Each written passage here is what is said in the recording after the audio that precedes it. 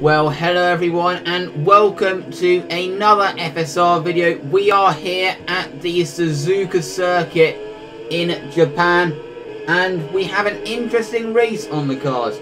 Unfortunately, qualifying did not go to plan as we just messed up the lap and have to start down in P15 behind guys that we'd usually be faster than.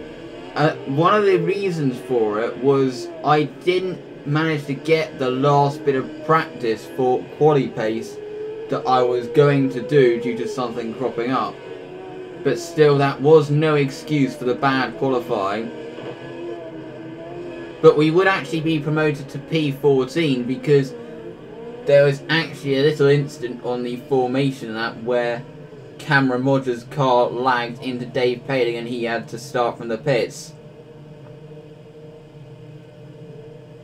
So as you can see, we are lined up on the grid here in Suzuka.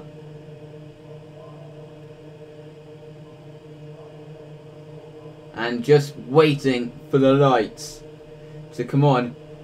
It was a fairly long wait waiting for the rest of the grid to assemble, but here are the lights. Lights out, away we go. We get a reasonable launch of the line, but as you can see, the ACR car going off into the wall, but we have actually gone up into P11 before the first corner. So a really good start for us as we exit turn 2. Now heading into turn 3, into the first DS, we have to take a little bit of avoiding action of the Breslin of Mike Almeida, and then that is going to allow Renier Vergier through. So we are in P12 at the moment, but still we were able to make up ground off the line, and that was crucial that we did that, especially as we're on the prime tyre, so going long. But we are behind the two Breslin cars who are also on the prime tyre, so we have to bear in mind that. But we at least got a decent start. At this point in the race, we were just biding our time on a one-stop strategy in P11 due to Panzer having returned. But as you can see, that's Mike Almeida spinning, and that is going to hand us a position. So we are in P10 on the edge of the top 10, but we do still have one Breslin car ahead. At this point, we were running in P10. Effectively, we weren't really sure where we were because there are lots of two-stoppers ahead, but as you can see, we ran a little wide going into Degner 1, and we were actually lucky to get away with that. We could have easily gone spinning into the wall there, and we have managed to defend from Gerloff de Vries, who obviously is the car behind. And he had, I'm telling you, that flag to flag was very fast in a straight line. So if I was in striking range, I was not going to have much hope of defending. But I was keeping the gap in check. But that mistake would actually prove costly, because as you can see, we are just beaten on pit exit by the two-stopping Tom van Egmond. Not just in the fact that we were beaten, but the fact that it meant we actually had to back off, which put us further in the clutches of Gerloff de Vries.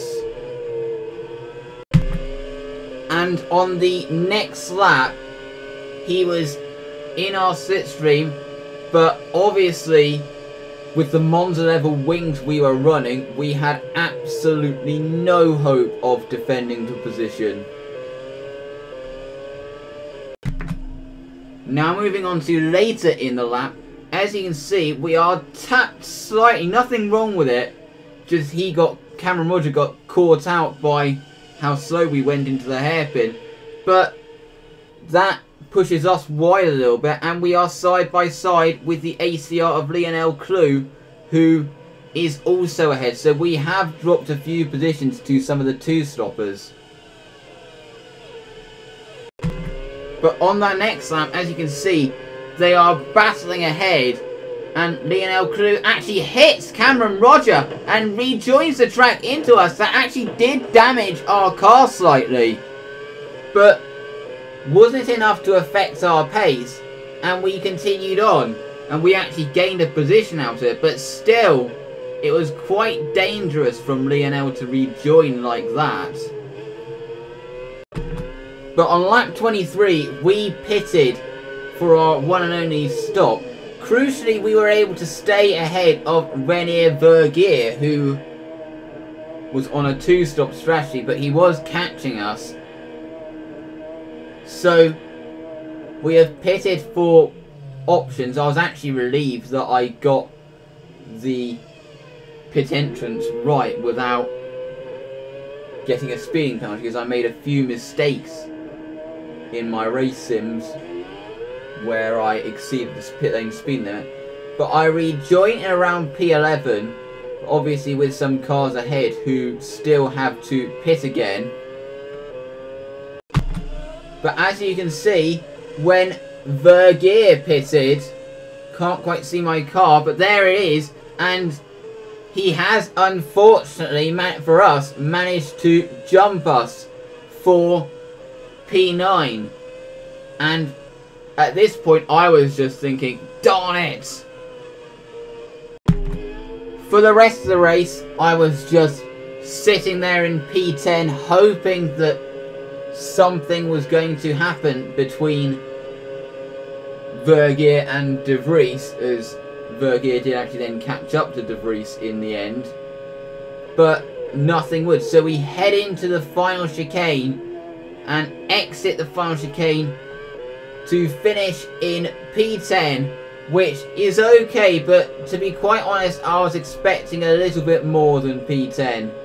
But bad qualifying did kind of affect the result for me, so I was a little disappointed with P10. It was very interesting to think that at the beginning of the season I would have been elated with P10, but considering my upturn in pace, I was expecting a bit more than P10 today.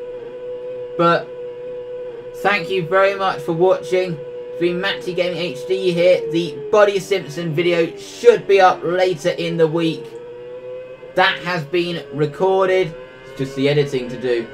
Thank you very much for watching, and we'll see you for my next video. Goodbye.